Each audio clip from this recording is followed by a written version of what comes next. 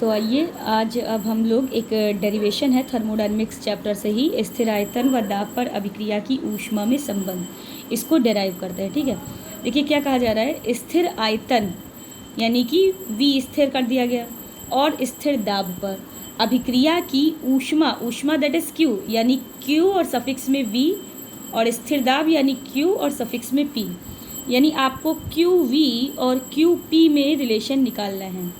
ठीक है, तो देखिए मान लेते हैं कि किसी परिवेश पर यानी किसी सराउंडिंग्स पर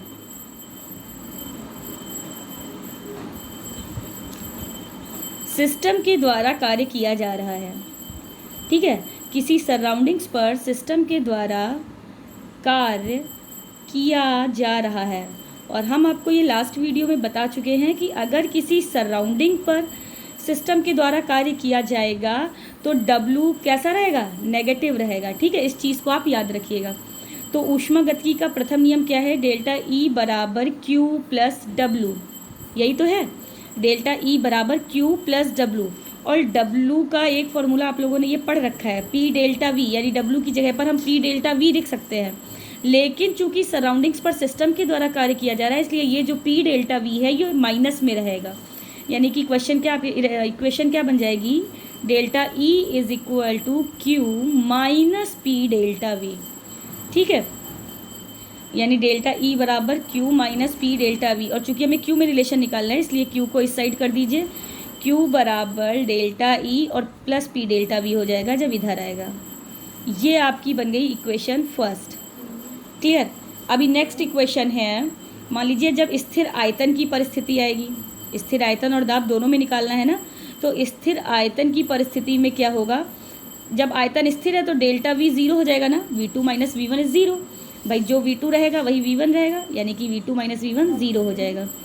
तो क्या हो जाएगा, देखिए इसी इक्वेशन में Q सफिक्स में V, delta E plus P और डेल्टा V क्या हो जाएगा, ज़ीरो। तो क्या हो जाएगा, QV बराबर डेल्टा E। आ रही है बात समझ में, ये आपका रिलेशन निकल आया QV और डेल्टा E में। तो ये हो गई आपकी समीकरण 2। अभी अब बात करते हैं हम स्थिर दाब की परिस्थिति में।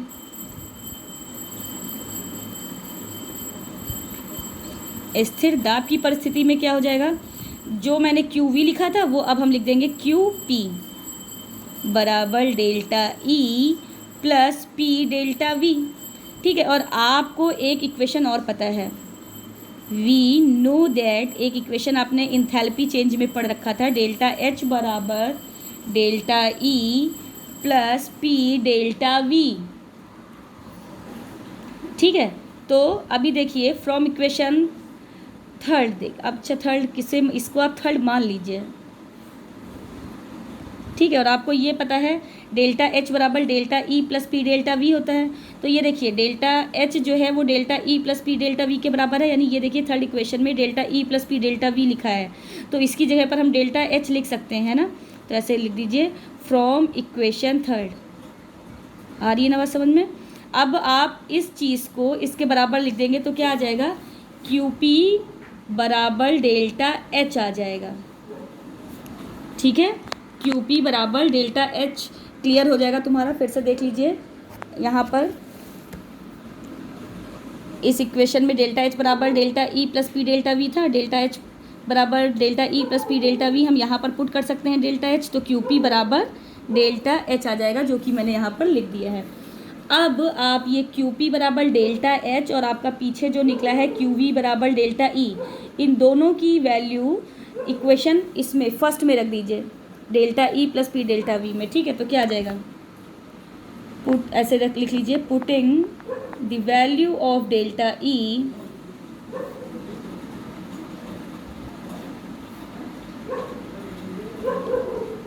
From equation second in equation third. ठीक है, तो क्या आ जाएगा, QP बराबर QV plus P delta V। आ रही है बात समझ में। ये देखिए थर्ड इक्वेशन आपकी क्या थी, QP बराबर delta E plus P delta V, और डेल्टा E किसके बराबर था, QV के बराबर था। तो इस डेल्टा E की जगह पर हम QV लिख सकते हैं ना, तो क्या इक्वेशन आ जाएगी, क्यू पी बराबर Q V plus P delta V. तो देखिए ये आपका आ गया क्यू पी बराबर Q V plus P delta V. ठीक है, तो ये आपका क्यू पी और क्यू वी में रिलेशन हो गया। और आपको एक चीज़ और पता है, पी डेल्टा वी बराबर डेल्टा एन आर टी। तो आप इस पी डेल्टा वी की जगह पर डेल्टा एन आर टी भी तो लिख सकते हैं। तो आपकी एक इक्वेशन ये भी आ सकती है। ठीक है, तो आप क्यू पी और क्यू वी रिलेशन में चाहे ये लिखिए और चाहे ये लिखिए, जिस टर्म में आपसे पूछा जाए उस टर्म में आप लिख सकते हैं। तो फिर से एक्सप्लेनेशन ले लीजिए कि मान लीजिए किसी सराउंडिंग पर सिस्टम के द्वारा कार्य किया जा रहा है, तो W हो जाएगा नेगेटिव। जब W नेगेटिव हो गया तो आपको ऊष्मागतिकी का प्रथम नियम पता है, डेल्टा E बराबर Q प्लस W। ये जो W की वैल्यू प्लस में है ये माइनस में आप लिखेंगे, और W बराबर P डेल्टा V होता है। तो ये इक्वेशन आपको मिल जाएगी। ठीक है, इससे आप Q की वैल्यू निकाल लेंगे, माइनस का P डेल्टा V इधर लाए, प्लस का हो गया, ये इक्वेशन फर्स्ट बन गई। चूंकि स्थिर आयतन की स्थिति में डेल्टा वी जीरो होगा, तो इसी इक्वेशन में आप क्यू वी स्थिर आयतन की स्थिति ले लीजिए और डेल्टा वी को जीरो कर दीजिए, तो आपका आ जाएगा क्यू वी बराबर डेल्टा ई। ये समीकरण 2 बन गई। स्थिर दाब की परिस्थिति में क्या रखेंगे, क्यू पी बराबर delta E plus P delta we. आपने इंथैल्पी चेंज की रिएक्शन पढ़ रखी है, डेल्टा एच बराबर delta E plus P delta V. तो देखिए ये इसका delta E plus P delta we same है ना, तो क्यू पी बराबर डेल्टा एच भी हो जाएगा, यानी एल एच एस और आर एच एस दोनों इक्वल हो जाएंगे। तो आप यहाँ पर क्यू पी बराबर डेल्टा एच लिख सकते हैं ना, तो वही मैंने यहाँ पर लिख दिया है क्यू पी बराबर डेल्टा एच। अब ये जो इक्वेशन है क्यू पी बराबर delta E plus P delta V, ये आपकी इक्वेशन थर्ड है ना, तो इक्वेशन 2 से डेल्टा ई का मान आप इक्वेशन थर्ड में रख दीजिए।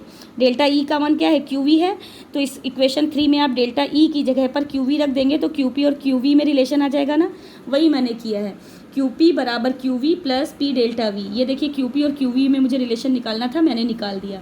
चूंकि आपने आदर्श गैस समीकरण में पढ़ा हुआ है P delta V is equal to delta N R T, तो आप पी डेल्टा वी की जगह पर डेल्टा एन आर टी भी लिख सकते हैं। तो इस तरीके से आपका क्यू पी बराबर Q V plus delta N R T, ये डेरिवेशन आपका कंप्लीट हो जाएगा। This is most important derivation, so please carefully इसको तैयार करिएगा।